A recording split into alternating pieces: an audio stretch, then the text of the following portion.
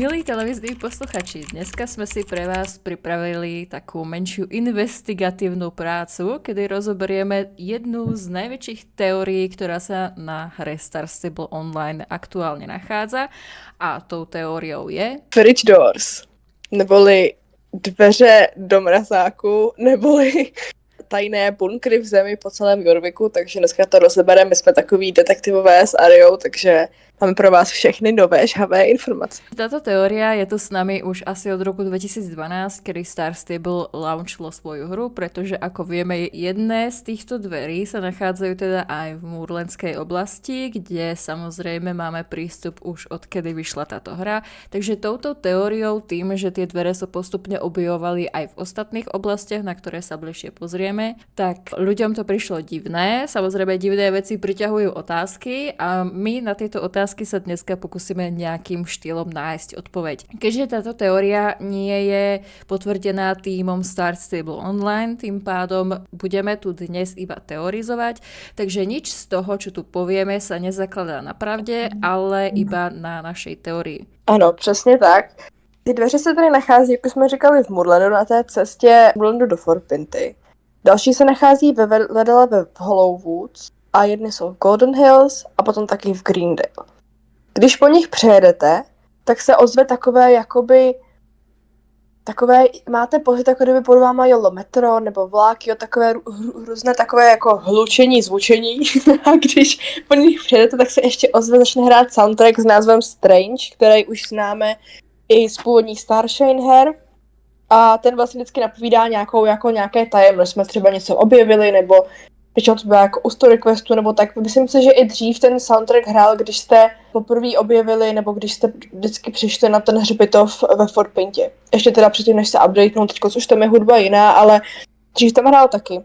A v noci hlavně svítí. Jo, takový jako velký světlo ze země, z něj jde z toho okýnka, které na něm je. A spoustu lidí dřív teorizovalo o tom, že to je jako prostě jenom osvětlení protože je prostě jako tma, tak aby se hráči mohli jako pohybovat, ale nedává to moc smysl, protože máme normálně ukazatele jakoby míst po celém Jorviku a hlavně většina z těch dveří jsou schovaný někde hluboko v lesích. Jo, takže úplně jako nedává smysl, že by to sloužilo jako osvětlení. Každé ty dveře mají na sobě teda, jak už jsem řekla, okénko, které v noci svítí a mají na sobě potom takový zvláštní hieroglyf, nebo jak to nazvat, který vypadá trošičku jako směsice různých písmen přázených přes sebe. Každé dveře mají tečku na jiném cípu té hvězdy, což jakoby napovídá jejich poloze.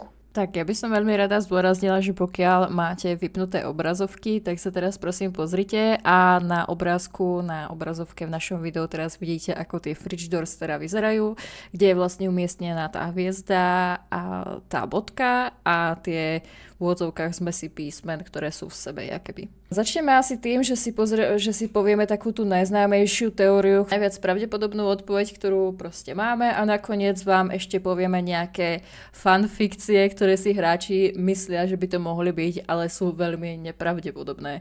Z začiatku by som chcela povedať, že v roku 2013 vyšiel post na Star Stable facebookovej stránke, kde tvrdia, že toto svetlo je pre tých, ktorí vidia tmu. Takže nejakým štýlom toto svetlo reprezentovali ako niečo pozitívne, keď je tam niečo negatívne. To znamená, že to má podľa mňa nejaký význam v tom, že sa to týka nejakých story questov, pretože je tam to dobro a je tam to zlo. Ale to môžeme o tom takto iba teorizovať. Nevieme, čo tým mysleli. Možno to bolo iba taký akože výplod fantázie, ktorý napadol toho človeka, čo to písala, nemá to s tým nič spoločné. Každopádne. Čo vieme je, že tieto dvere nie sú na žiadnych hlavných cestách, okrem tých moorlandských samozrejme, ale že sú ako schované. To znamená, že plnie z toho to, že nemáte ich jednoducho nájsť, to znamená, že boli vytvorené na základe toho, aby ste ich nenašli. Takže uzaverala by som to asi tak, že sú vytvorené v tajnosti. Kto ich teda vytvoril, to nevieme. To zatím nevíme, přesně tak, ale důležitá je jejich poloha. Jak už jsem teda říkala, tak mají na sobě hvězdu, každá má na sobě jakoby jinou tečku.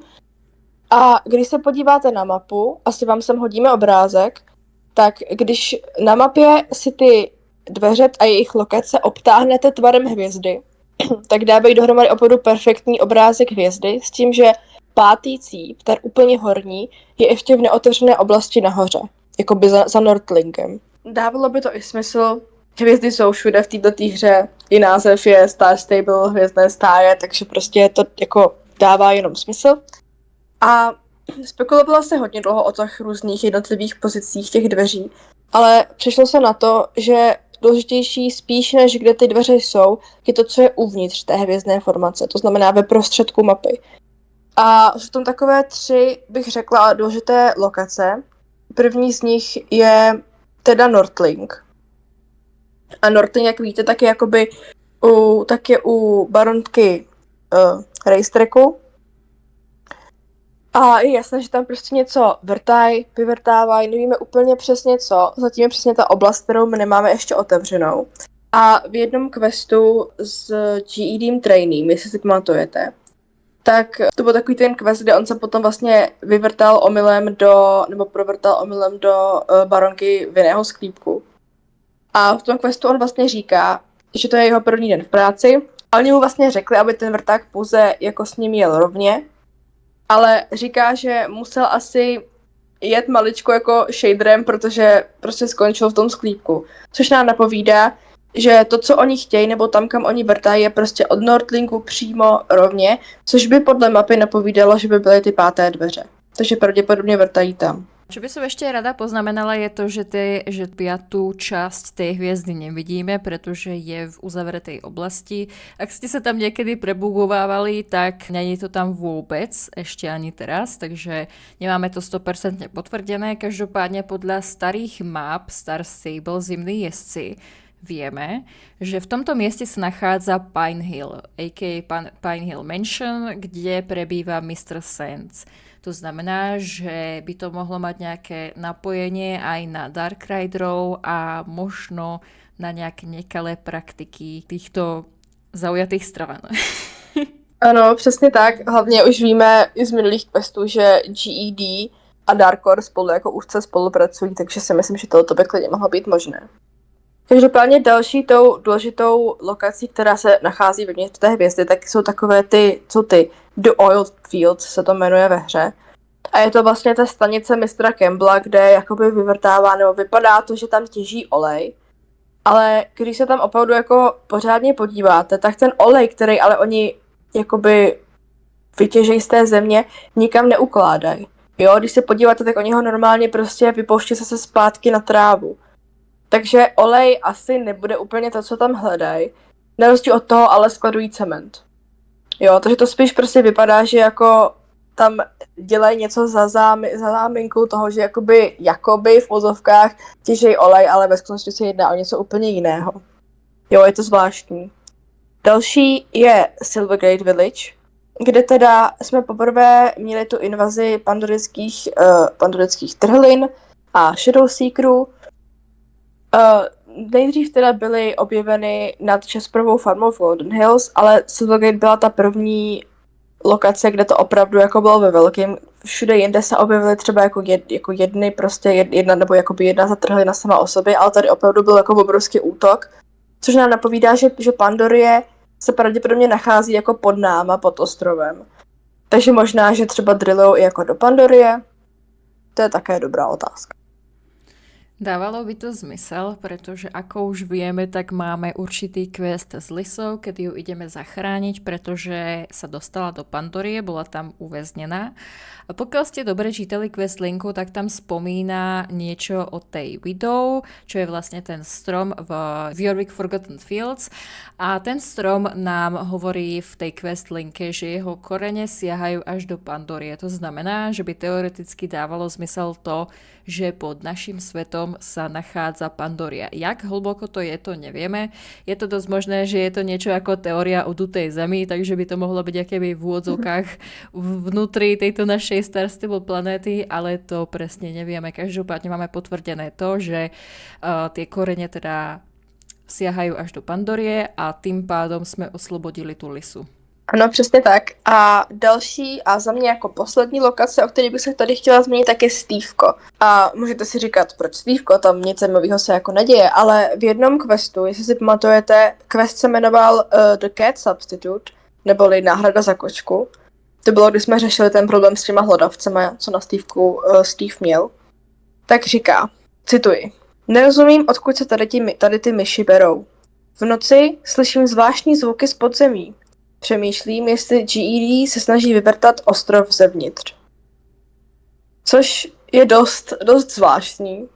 Zvláštní zvuky slyšíme z podzemí i my, jak jsme říkali v momentě, kdy kolem těch dveří přejedeme. A opravdu to zní jako nějaký prostě, mně to zní jako kdyby třeba jel nějaký vlak, nějaký metro nebo něco, nebo to je třeba i možná zvuk té nějaké vrtačky. Každopádně v dolech bývá i takovej ten jakoby vláček, který vám tam vozí ty materiály, takže by to i dávalo jako smysl. A přesně, když si na mapě vytvoříte tu formaci těch hvězd, tak ze úplného středu, když nakreslíte jakoby 5 rovných čar ke každému rohu té hvězdy, tak Stívko a ten Moorland a hlavně i Silverglade je přímo na přímce rovně těm moorlandským dveřím, jestli mi rozumíte. Takže prostě pravděpodobně, pokud ze středu tak vrtaj přesně skrz Silverglade Village a Stívko až k těm prvním dveřím. Dává naprostý smysl, proč Steve slyší tady ty zvuky a že to má něco určitě společného s těma dveřma. Je tu jedna teória ešte na základe týchto vecí, že sme tu teraz spomenuli a tá je tá, že pokiaľ sa pozriete a spojíte si všetky tie cípy tej hviezdy, tak to vychádza dle starých Star Stable her, ktoré už ako vieme moc neplatia na túto dobu, pretože Star Stable Online sa od určitej chvíle rozhodlo, že tieto hry neberie v potaz, čo sa týka questov. Ale keby sme teoretizovali, že to s tým má nejakú súvislosť, tak v tomto mieste v starých Star Stable jezdcoch, pokiaľ sa nemýlim, tak sú to zimní jezdci, tak na tomto mieste v strede tejto hviezdy sa nachádza Stone Circle, takzvané ten pandorijský portál, ten portál k tým druidom. No, jak vo Valedale idete po tej spirále a portne vás na ten Stone Circle a ten Stone Circle by mal byť v tom mieste stredu tej hviezdy. Ak to dáva zmysel a pochopili ste ma. Ale to bolo v starých Star Stable hrách. Vieme, že keď sa teraz portneme do toho Stone Circle cez tú Valedale špirálu, tak nás to hodí na úplne iné miesto, než to bolo v predchádzajúcich hrách. Každopádne to sú iba teórie. Ďalšia teória, ktorej by som sa chcela venovať na základe týchto faktov, ktoré sme tu predniesli, je to, že pán Sands by chcel na základe týchto cípov hviezd vyvolať nejaký rituál. Budeme sa baviť ešte v úvodzovkách v tom Stone Circle, ktorý je v strede a tým by chcel nejakým štýlom do našej zeme vyvolať chaos cez Pandoriu. Samozrejme cez Pandoriu môže prejsť aj Garnok, takže by to dávalo v úvodzovkách nejaký zmysel aj v tom štýle, že sa možno o to niekedy už pokusil a tým pádom sme naháňali v tom Silverglade tých Shadow Seekerov, pretože oni boli z Pandorie. Vieme, že tam vznikli nejaké trhliny, takže by to mohla by to byť nejaká tá teória. Každopádne to už vieme, že sa netýka aktuálnej hry, pretože sme teraz mali tie posledné story questy, kde sa to vyvrátilo, pretože ten rituál sa nachádzal v Epone, čo nemá vôbec s touto hviezdou nič spoločné. Ano, souhlasím. Vlastně se jakoby říkalo, že je 5 těch dveří, 5 soulliderů, jo, že třeba i my bychom v tom mohli mít něco jako nějaký prsty, něco třeba společného s tím naším potom light ceremoniálem, který teoreticky se jakoby ještě nestal, takže je to furt možný, ale myslím si, že to je opravdu hodně nepravděpodobné, protože Garnoka oni vyvolali v tom Guardians Daleu a opravdu to jako asi není pravda. Samozřejmě stát se ještě může všechno, jelikož jak jsme říkali, tak Dark Horse GED spolupracuje, ale asi to tak nebude, no, asi ne. Ještě bych taky chtěla zmínit, že v našem jakoby reálném čase hry ostatní soulidři, myšleno Lisa, Linda, Alex, Wavla a N, tak o tom jakoby vůbec nevěděj. Jo, nebo neřešej ty dveře, protože v žádném dialogu nikdy nebyly s nimi zmíněný a zdá se, že teda oni jako soulidři jako takový o tom taky jako nemají vůbec žádný ponětí. Hlavně je pravda, když se nad tím zamyslíme, tak možná, že to vědí druidi, jo, ale nikdy nám nic, žádné informace neříkají. Vždycky, když se třeba i ukázala jenom nějaká ta, nebo objevila nějaká ta trhlina, tak nám řekli, ať regulujeme tu pandorickou energii, ale vlastně nám nikdy neřekli proč, jo, s jakým účelem. proč se to tam vůbec vytvořilo a teda, takže jakoby tady je přesně vidět, jak ti druidi vlastně těm soulidřům nic neříkají a my jenom jako slepě následujeme, tak to je taky taková jako zajímavá myšlenka, no. A táto teória podporuje to, že naša Zem je v úvodzovkách dutá a pod nami je proste tá Pandoria, pretože tie pandorické trhliny proste presakujú zo stredu Zeme proste keby k nám a tí druidi vlastne chcú, aby sme to napravili, ale je dosť možné, že ani oni nevedia, prečo sa to deje. Proste si len myslia, že v Pandorii je treba strašné veľké množstvo energie, ale nemusia už zase vidieť to, že GED tam robí bordel. Chcela by som poznamenať to, že v roku 2015 jedna hráčka kontaktovala Star Stable online na podpore s týmto dotazom, či jej nemôžu prezradiť nejaké informácie bližšie k týmto Fridge Doors. Star Stable jej teda odpovedalo, že nemá žiadne informácie a nemôže nič zdieľať, ani teraz, ani do budúcna o ich budúcich aktualizáciách a o tom, čo sa bude diať v hre. Čím v podstate vyvrátili aspoň to, že tieto dvere nie sú dekorácia. Pretože keby boli dekorácia, tak ja si osobne myslím, že by tam napísali, že tieto dvere proste slúžia iba ako dekorácia.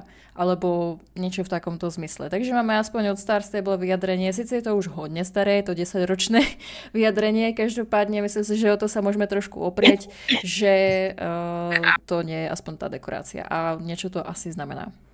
Ano, přesně tak. A teď jsem si ještě vzpomněla, že existuje achievement na Star Stable, tam máte takovýto collections a tady je to ten deníček takovej. Existuje achievement, který se jmenuje Hatchery, nebo The Hatchery, což je v podstatě jako hatch je ta šachta, nebo hatch je to, co, jak tomu oni říkají jakoby v angličtině. A máte ho splněný, když projdete všechny ty 4 lokace, když jakoby objevíte všechny ty 4 dveře, tak se vám tam splní ten achievement, takže určitě to jako něco znamená, no. A hodně se přikláním teda k té teorii, že to je něco jako od GED, že tam něco vrtají a tak a myslím si, že já si osobně myslím, že to ještě jako neobvíme do konce tadyhle z té naší dějové linky s Garnokem a že to potom bude nějak do budoucna s GED. A ještě si myslím, teďka si nejsem fakt jako na 100% jistá, ale myslím si, že jak když byly poslední Star Stable narozeniny, což je asi tak 2 roky zpátky, pokud si nepletu, tak jsme tam měli takový ten quest v jednotlivých lokacích, myslím, že to bylo v Golden Hills, v Moodlandu, v Jorvik Stables, tak, kde byl takový ten jakoby ten tour, jak se sezali ty sluchátka, chodili jste po jednotlivých lokacích a jakoby někdo vám tam vyprávěl nějakou prostě prohlídku. Tak právě v Moodlandu se ten člověk zmínil o těch Fridge Doors. Nevím přesně, co tam o nich říkal, ale zmínil se tam o nich, že to je jako mysterious, že nikdo neví, co to je a blablabla. Jo, takže si myslím, že Star Stable je 2 roky zpátky zmínilo, protože si myslím, taky nejsou blbí a vidějí, že se jako o to hráči hodně zajímají, tak nám asi chtěli dát jakoby nějakou naději, že teda, aby jsme si nemysleli, že se na ně zapomnělo nebo něco, což samozřejmě je fajn. Takže se o nich vlastně 2 roky zpátky zmínili, no, takže to je super, to nám dává naději, že by nám je mohli v nějaké bližší nebo delší budúcnosti už odhalit.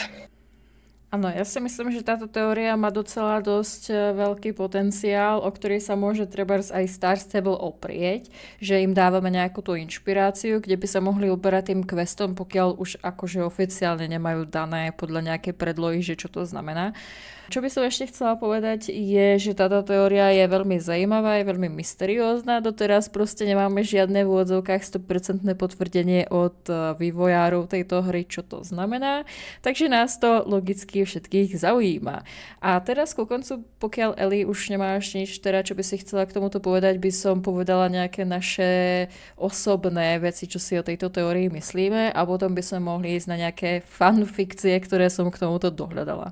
Tak jak už jsem říkala, tak já si osobně myslím, že to bude něco z GED, že tam vrtaj a tak, že prostě asi by to možná mohlo být něco společného i s tím, jak těžuje to Darkonium, takový to ty modrý krystalky, už jsme se s tím taky v questech setkali. Ale jak už jsem říkala, myslím si, že se to ještě teď konc nezjistí, že to zjistíme až po ukončení té dějové linky s Garnokem a že až potom započnou další nebo budou pokračovat v té další dějové lince s GED. A jenom bych ještě chtěla říct, že tohle je přesně to tajemno a to záhadno, co mě na Star Stable vždycky bavilo a myslím si, že i vás ostatní. A moc mě mrzí, že teď konc od toho Star Stable trošičku opouští, že už se prostě věnují hlavně obchodům, koním a tak.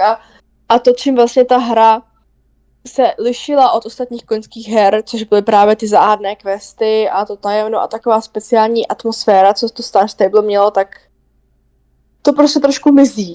No, takže doufám, že od těch dveří neopustí a že opravdu to dotáhnou do konce a tak, protože to má opravdu veliký potenciál, takže si myslím, že byla škoda to prostě jen tak jako zapomenout. Tak ja by som sa k tomu vyjadrila asi takým štýlom, že ja som si myslela, že tu bude mať niečo spojené s tým Garnokom a tým jeho vypustením, lenže keď ste už prešli tieto aktuálne story questy, tak spoiler alert, aspoň tak na 30 sekúnd, tak prišli sme o pána Senca. Ako vieme, že tá 5. hviezda má ten síp v jeho menšine, takže si myslím, že keď tam nebude pán Sens, tak v najbližších story questoch to určite nebude, to je tie Fridge Doors, pretože sme o neho prešli.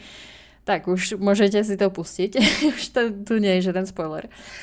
A takže si nemyslím, že sa to týka Garnokovej linky, ako vravila Eliška, spíš si tiež prikláňam k tomu, že to má spojitosť s GED. Neviem síce čo, pretože to je celé také trochu zamotané. Tie posledné story questy nám dokázali to, že Star Stable sa ubírá 3 dejovými linkami, ktoré vôbec nedávajú zmysel. Pretože predtým ťažili v tej epone to Darkonium. Ak si pamätáte s tým Fripom, jak sme to tam z tej farmy proste zbierali, alebo čo to bolo. To znamená, že by dávalo zmysel, že spolupracuje s GED na tých vrtoch, ktoré sa dejú pod tými Fridge Doors, skrz tú 5-cipú hviezdu.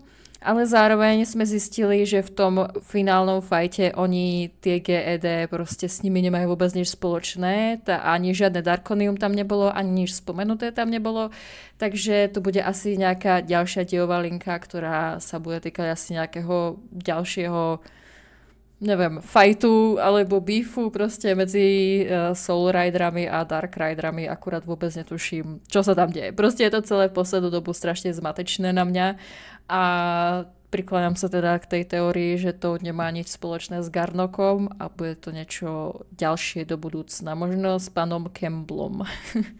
Tak a to je bolo asi všetko z tejto hlavnej teórie, ktorej sme sa tu venovali. Ja vám teraz prečítam nejaké vtipné fanfikcie, ktoré som našla. Sú to teda 2 fanfikcie, pretože mi prišli najviac také akože zajímavé. Prvá z nich je taká bizárnejšia, kedy je teória UFA. Všetci vieme, kde sa nachádza UFO. Je to na severnej strane Baroness Racetrack. Je to také mysteriózne miesto, o ktorom doteraz nevieme, že nič. Nemali sme, myslím si, že žiaden story quest s týmto mysterióznym objektom. Každopádne táto teória sa zakláda na tom, že tie dvere by mali byť nejaké dimenzionálne dvere alebo portály, pretože ako vieme, tak v horách krešlo UFO. A ako by sa UFO mohlo dostať na našu planétu, keď nie skrz tieto dimenzionálne dvere, ktoré vedú trebárs do Pandórie alebo do nejakých iných dimenzií, ktoré zatiaľ ešte nemáme objavené. Eli, čo si o tom myslíš?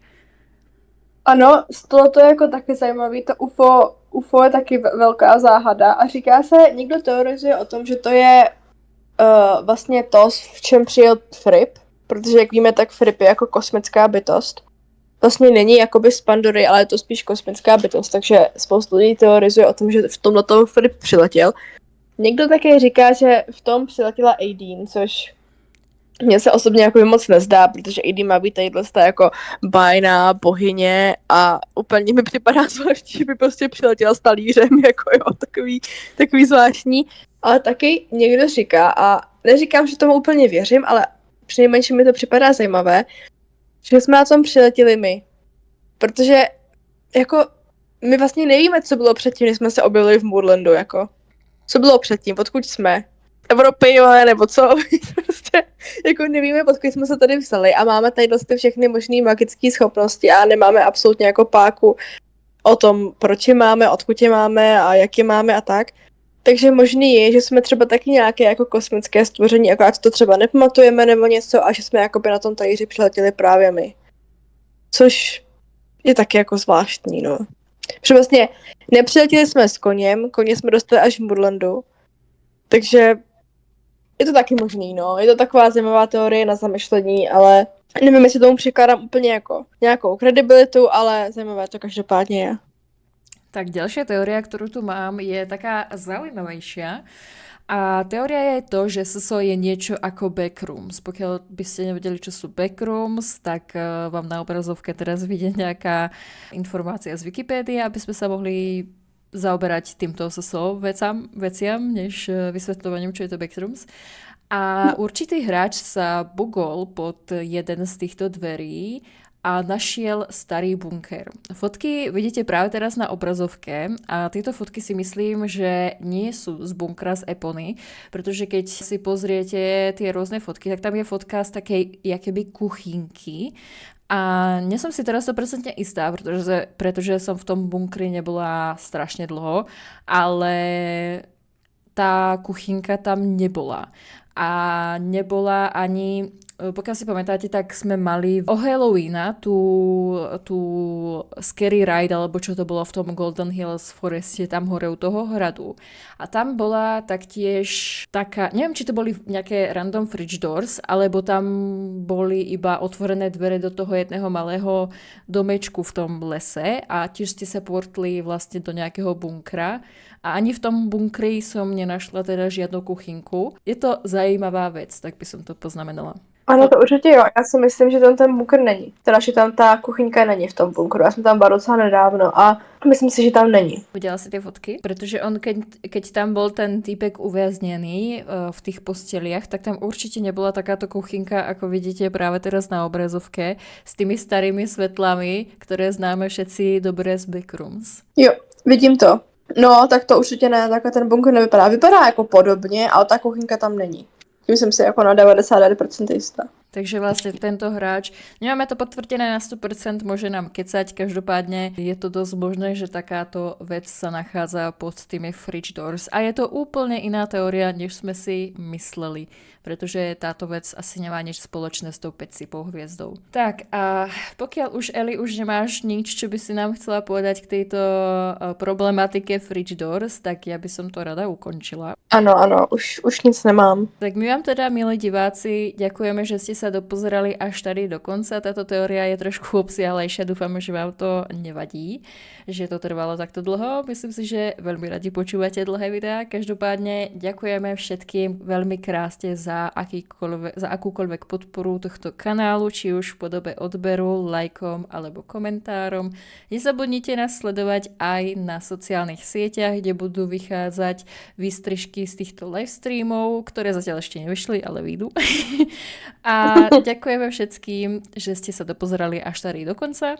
A my sa teda uvidíme u nejakej ďalšej teórie, takže sa majte. Ahojte. Ano, ahoj.